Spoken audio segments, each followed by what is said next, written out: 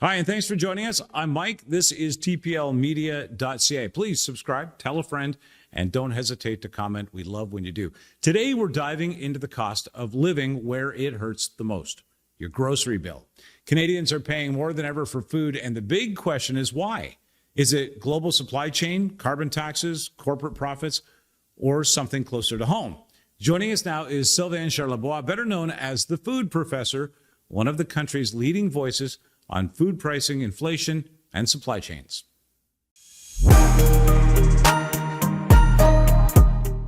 Sylvain, thanks so much for joining us. Sylvain Charlebois from television and radio interviews. And of course, he is, as I pointed out to him just before we began, he's kind of the man of the moment when it comes to talking about food, supply chain, and what it's costing for people to eat in this country. Thanks, Sylvain, for joining us. I really appreciate this. Well, thank you for the invitation. Now, really, this whole conversation stems from us having a discussion as we do as a group here about what stories we want to cover.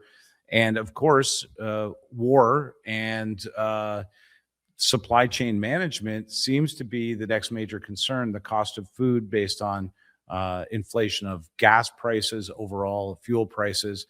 And I thought it would be a good place to check in with you and see what the perspective is that you're seeing currently and where you expect us to go when it comes to impact from the war in Iran. Yeah, I mean, yet we're dealing with another geopolitical shock.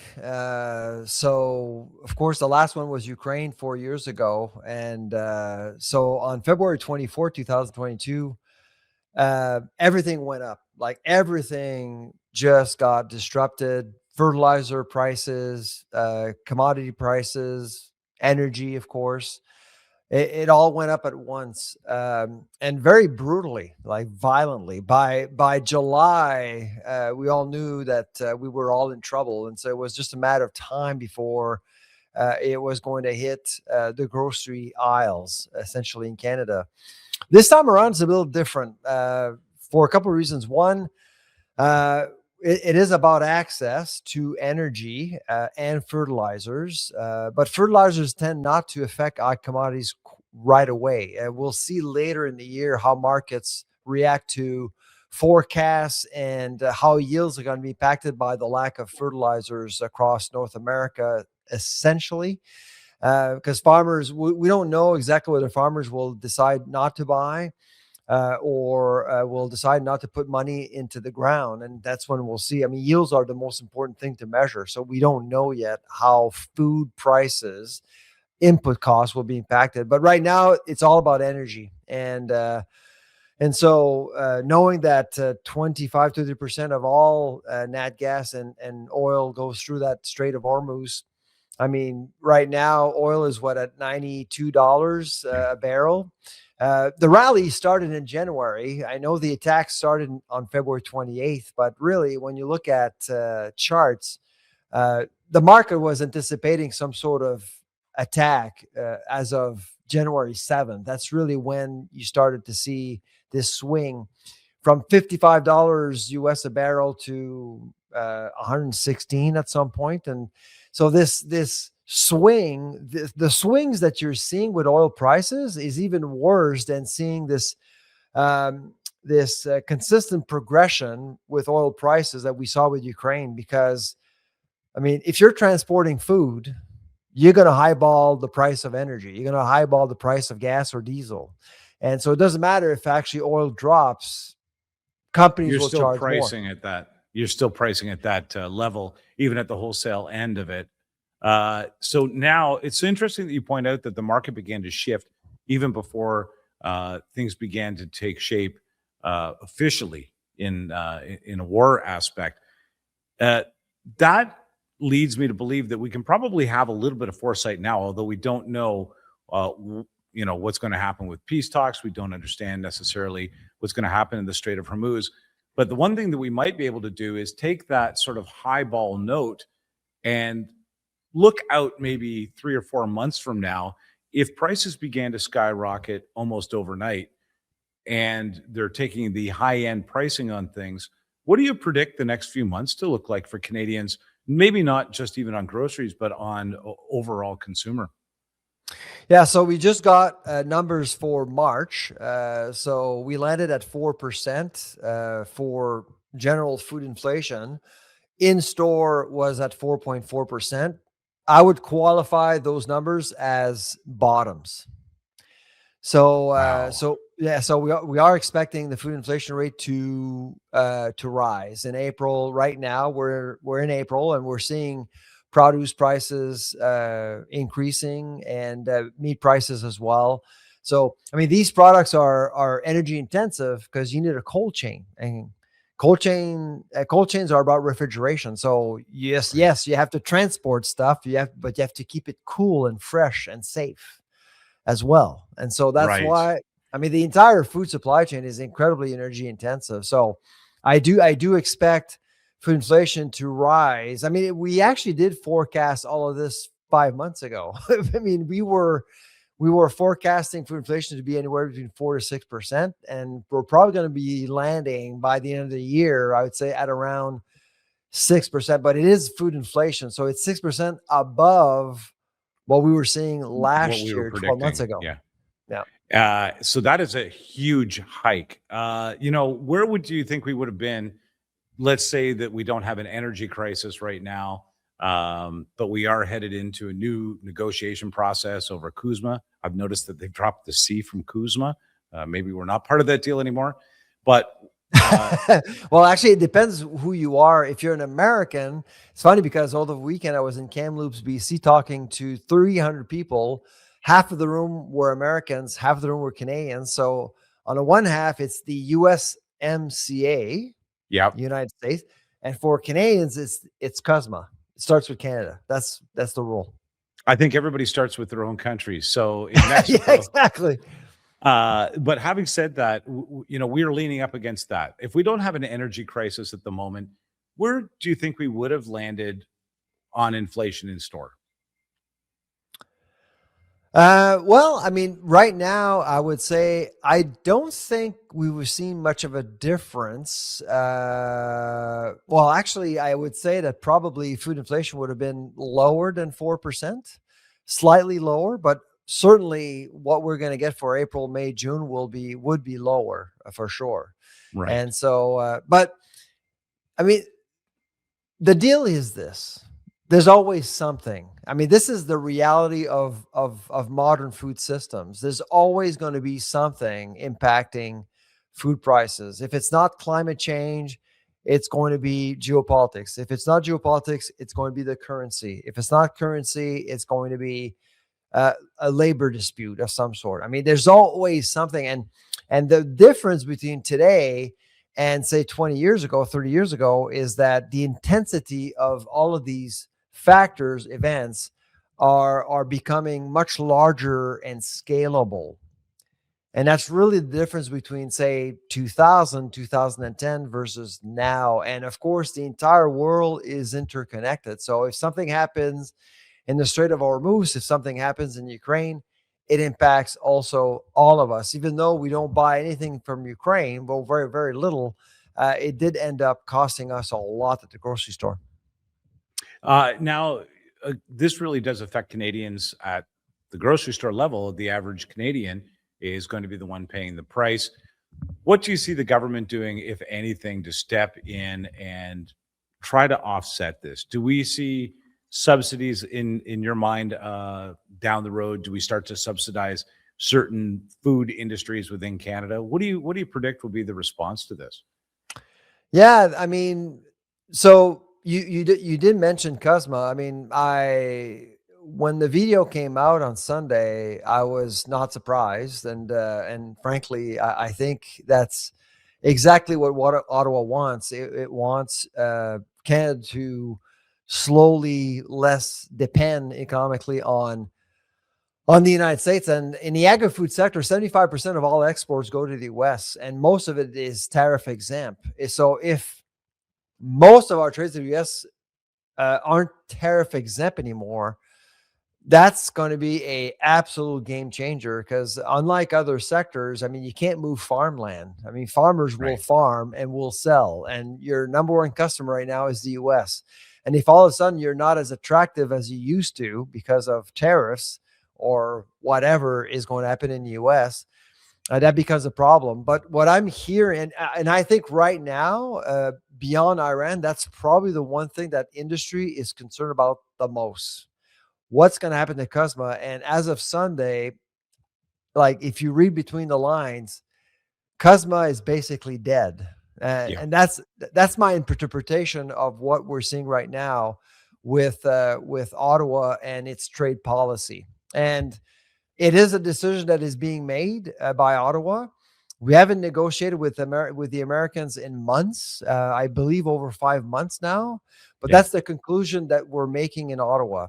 What I can tell you right now is that many companies, and I actually met some in Kamloops, by the way, and it was funny on the weekend because everyone was there to do business. And the two words I did not hear at all during the 2 days I was there is Trump and Carney.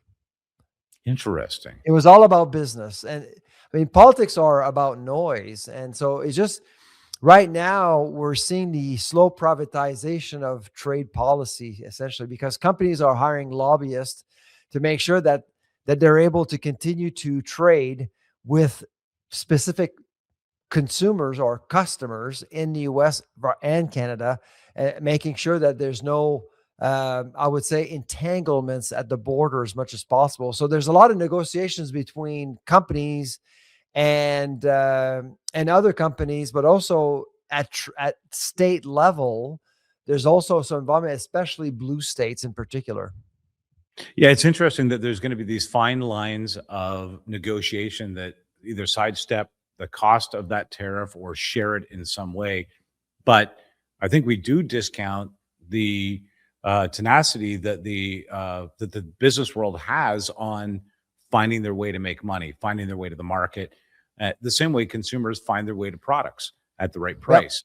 It's just that when everything elevates dramatically all at the same time, there's this settling period, I think.